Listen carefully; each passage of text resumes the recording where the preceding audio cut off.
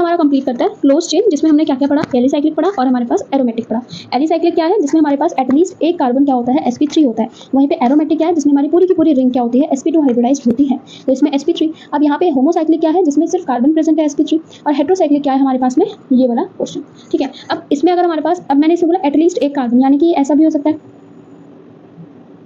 Double bond आ जाए इसमें, तो ये कार्बन क्या है, sp3 है। ठीक है, ये कार्बन क्या है, sp3 है, ये कार्बन क्या है, sp3 है। ठीक है, तो ये हमारे पास क्या हो गया, sp3, तो एटलीस्ट एक sp3 होना चाहिए। ठीक है, तो ये हमारा होता है एलिसाइक्लिक। और एरोमेटिक में क्या है कि रिंग हमारे पास sp2 होनी चाहिए, तो होमो एरोमेटिक में सेम, और हमारे पास हेट्रो एरोमेटिक में डिफरेंट एटम हमारे पास में प्रेजेंट होता है।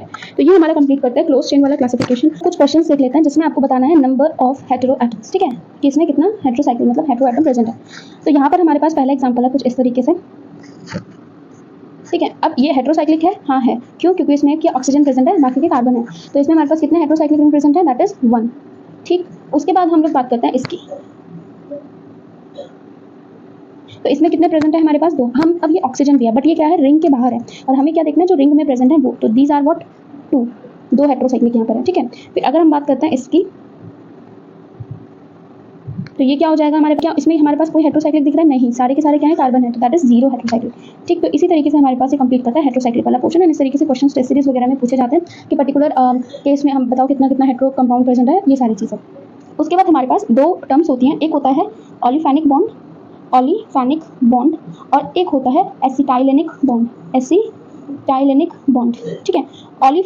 ठीक है, ऑलिफेनिक बॉन्ड किसे बोलते हैं, बीच में जब डबल बॉन्ड होता है उसको हम क्या बोलते हैं, ऑलिफेनिक बॉन्ड बोलते हैं। वहीं पे एसिटाइलेनिक बॉन्ड किसे हम बोलते हैं, जब हमारे पास कार्बन कार्बन के बीच में ट्रिपल बॉन्ड प्रेजेंट होता है। ठीक है, ठीक, कार्बन कार्बन के बीच में क्या प्रेजेंट होता है, हमारे पास में ट्रिपल बॉन्ड प्रेजेंट होता है, उसको हम क्या बोलते हैं, एसिटाइलेनिक बॉन्ड बोलते हैं। ठीक, इसके बाद हमारे पास आता है एक क्वेश्चन जिसमें आपको इन दोनों के बारे में बताना है कि कितने कितने प्रेजेंट है। सपोज अब यहाँ पे आपको बताना है कितने हमारे पास में एसिटाइलेनिक बॉन्ड प्रेजेंट है। देखो, एसिटाइलेनिक बॉन्ड मैंने आपको क्या बोला, जो कार्बन कार्बन के बीच में ट्रिपल बॉन्ड है वही होता है, तो ये तो सिंगल बॉन्ड है, ये नहीं हुआ।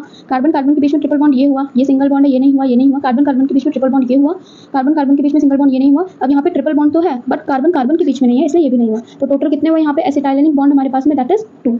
ठीक, वैसे ही यहाँ पे पूछ रहा है ऑलिफेनिक बॉन्ड, तो कार्बन कार्बन के बीच में डबल बॉन्ड, एक है ये, एक है ये। अब कार्बन कार्बन के बीच में डबल बॉन्ड होता है, बट यहाँ पे कार्बन ऑक्सीजन के बीच में, इसलिए हम इसको भी कंसीडर नहीं करेंगे। तो यहाँ पे हमारे पास ऑलिफेनिक बॉन्ड कितना होता है, टोटल 2 होता है। पूरा का पूरा हमारा classification of organic compound finish होता है। अब नेक्स्ट वीडियो में हम लोग बात करेंगे टाइप्स ऑफ कार्बन की। ठीक है, अभी क्लासिफिकेशन डन हो गया, एंटायर ऑर्गेनिक केमिस्ट्री इसी क्लासिफिकेशन के ऊपर बेस्ड रहेगी एंड आपको क्वेश्चंस बनाने में या चीजें समझने में बहुत ज्यादा ईजी होगा, राइट। अब हम लोग नेक्स्ट वीडियो में डिस्कस करेंगे types of carbon, primary, secondary, tertiary. ठीक है, उसके बाद हम लोग देखेंगे होमोलोगस सीरीज। तो चैनल को सब्सक्राइब कर लेना for these videos and thank you so much everyone, follow for more.